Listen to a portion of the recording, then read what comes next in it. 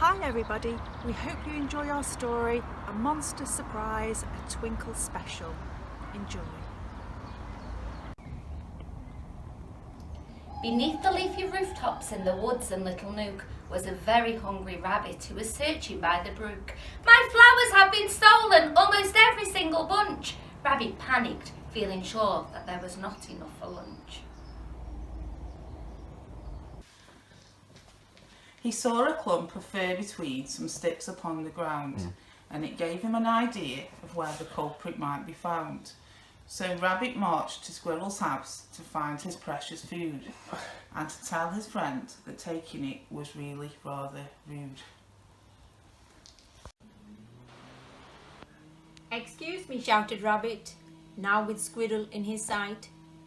"I was really looking forward to my marigold delight. I know you took my flowers.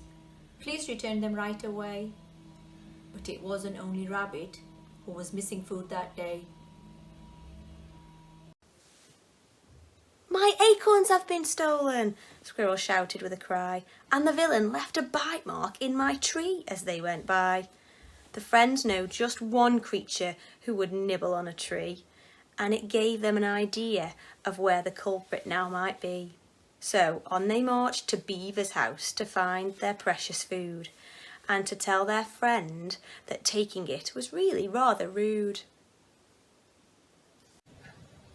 "Excuse me," shouted Squirrel, now with Beaver up ahead. "I was really looking forward to my toast with acorn spread. I know you took my acorns. Would you kindly give them back?" But it wasn't only Squirrel who was cross about her snack. "My branches have been stolen," snuffled Beaver, full of grief, "and I'm sure I saw a pointy tusk belonging to a thief." The friends just knew one creature with a tusk of any sort, and it gave them an idea of where the culprit might be caught.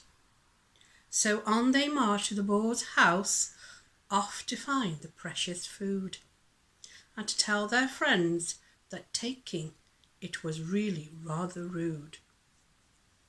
"Excuse me," shouted Beaver, now that Boar was in her view. "I was really looking forward to my branch and bramble stew.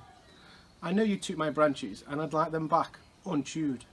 But it was only Beaver who was longing for her food.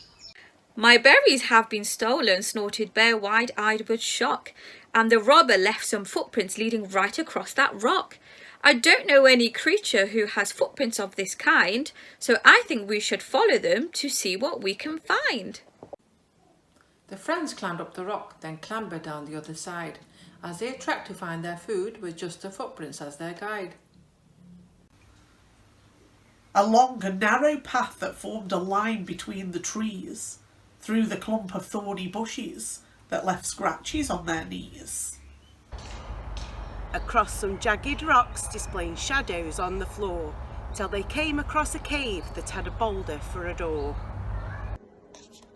The boulder started moving, and the creatures stood in fright as a silhouette inside began to shuffle into sight. "A monster!" Rabbit shouted as the friends all turned to flee. In the panic, Rabbit tripped, colliding headfirst with a tree. The monster's hand loomed down, and as it picked him up, he froze. What a scary beast it was, with hairy ears and crusty toes. "Don't eat me, please," begged Rabbit, looking straight into its eyes. "I won't eat you," laughed the monster as it chuckled with surprise. "Oh, thank you," answered Rabbit as he brushed the dirt away. "Don't be frightened," said the monster. "I'm just checking you're okay." The monster mumbled shyly as it bent down on one knee. "I wondered if you all would like to join me for some tea."